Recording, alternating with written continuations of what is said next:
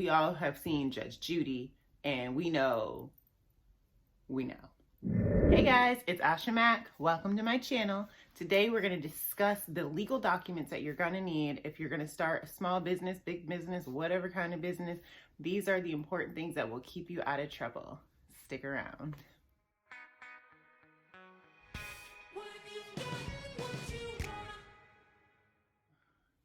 So when you're starting a business, there are going to be some legal documents that you're going to absolutely need because you're collecting information, you're exchanging money, you need to be paying taxes, you may have other people that are involved in the business with you and even employees, and you want to keep everybody honest. You want to be upfront with your cause and where all the information is going.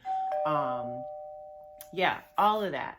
So I started a business a few years ago and I did not have any of this legal documentation, and thankfully I came out of it unscathed. However, I do notice that on some of the entrepreneurial Facebook groups that I'm a part of, I've seen some people get in some really big trouble.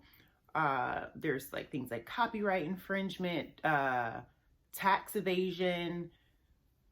I mean, really, you name it, and I've seen it in the last year since 2020 began. I've seen a lot of people getting in a lot of trouble because, times like this, people are nitpicking every little penny, and you want to just make sure that you keep your nose clean. Keep it clean. Get a Kleenex, wipe it, make sure your nose is clean. The first thing that you really want to start out with, once you decide what your business is going to be, what the name is, you want to map out a business plan. And this does not have to be complicated. You want it to be concise and detailed. You want to know what your business is, what it's about.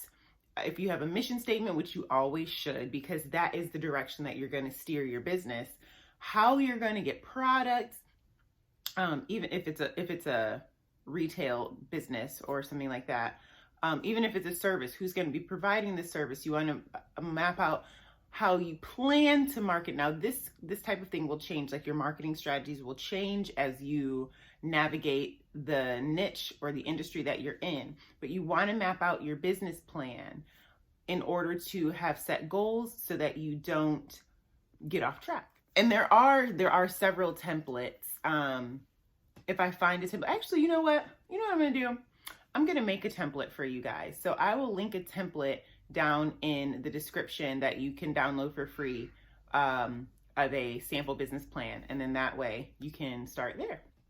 The next thing you want to think about is if you're going to have someone else working with you or in a partnership with you, you want to have a partnership agreement. Now, this is going to map out everything, all your responsibilities, who's bringing in money, how much money is in, who's going to get what back first, who manages the accounts, who speaks to who. All those things are important because we all have seen Judge Judy, and we know.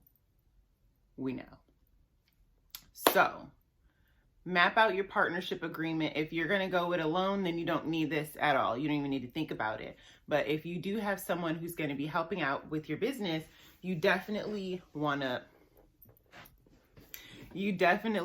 map out a partnership agreement. Now we're getting into the legal stuff. The first thing that you're going to need when you start a business is an EIN. That is your employer identification number. Now, a lot of us start our businesses with no employees, but this is also the number you're going to need when you buy wholesale items or anything like that. They're going to ask for your EIN number. Now, you can technically start out, I believe, without an EIN. I'm not sure because I've never done that. You'll pay taxes through that EIN number. That's basically what an EIN is. It identifies you for tax purposes. So it's basically like the social security number for your business. You're going to need a business license. Now, a business license is not like an EIN or anything like that. It is something that you need, and it allows you to sell anywhere.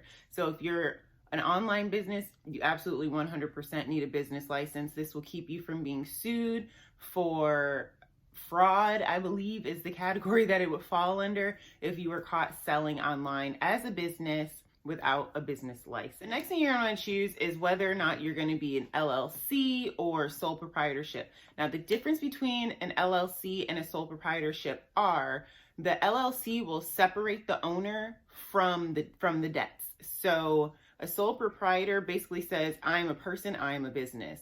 An LLC says, I'm a person, that is my business. Also, an LLC can opt for corporate taxation. So there's lots and lots of benefits in that. And even a lot of people will start an LLC, and this is just a little hack, a little life hack. They will start an LLC and put their children on as employees, give them a credit or debit card, and that way, like when they go back to school shopping and things like that, all of those items that they purchase on that credit or debit card are tax write-offs because they're for work purposes, work-related purposes.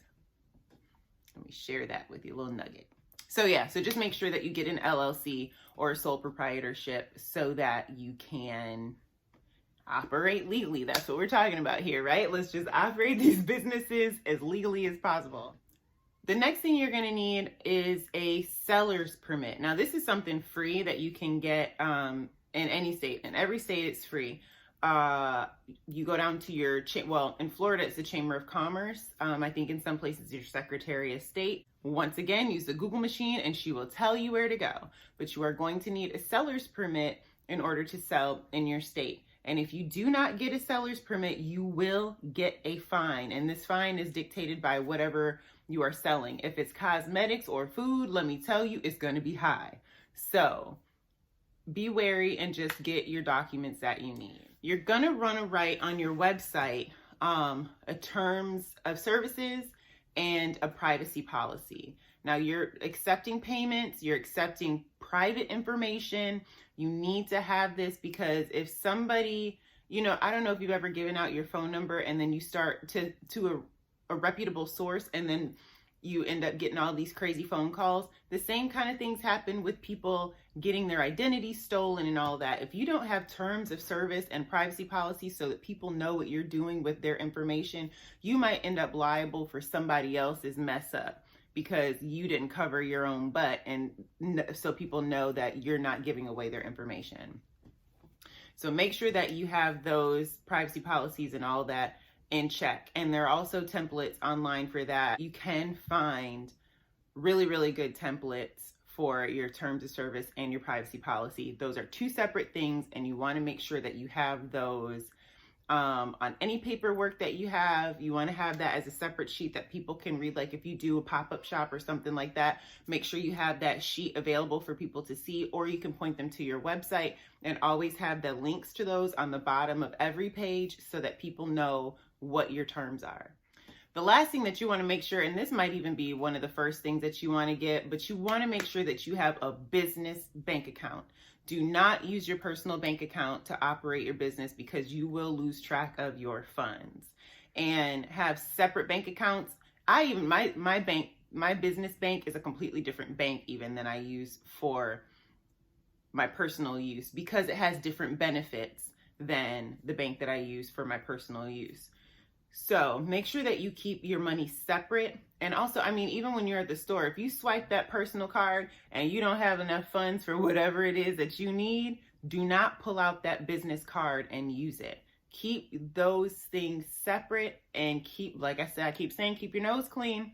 Keep your nose clean because you will start digging into funds that you do not have.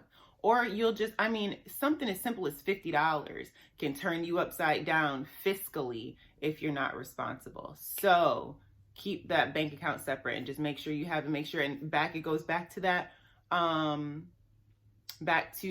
partnership agreement. If you have a partner, you guys need to know what you're doing with that bank account. If you guys are both dipping in it, if you're both responsible for it, do you keep a petty cash? Do you keep a card?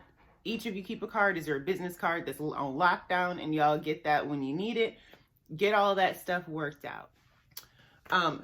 Those are the things that I feel like are the most important that you need when you start your business. There are quite a few other legal documents that are necessary when you start to grow, but starting out, I know it seems like a lot because a lot of people just want to get in there and just start selling, but You need to do this to make sure that you are safe, that your money's safe, that your freedom is safe, because sometimes we blow up faster than we expect and we start, making that felony money, if you know what I'm saying. So get your stuff in order.